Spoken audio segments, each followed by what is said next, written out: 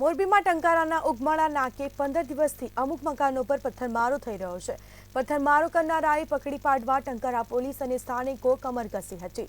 તો ટંકારા પોલીસના જવાનો અને હોમગાર્ડ તેમજ જીઆરડી જવાનો મળીને 15થી વધુ જવાનોને શેરીઓમાં અને આજુબાજુના મકાન અને સ્કૂલની છત પર હોમગાર્ડ જવાનોને પહેરો ગોઠવવામાં આવ્યો।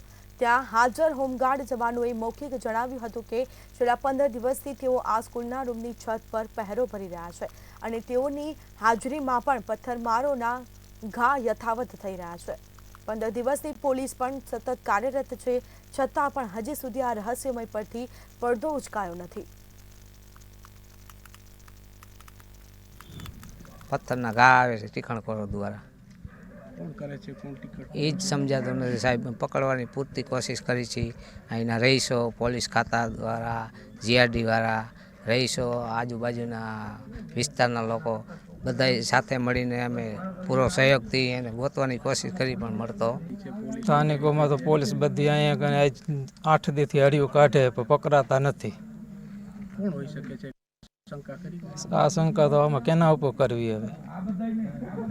ઘણા દિવસથી આ સ્થાનિકો હેરાન પરેશાન થઈ ગયા છે, એ બાબતે શું કહેશો?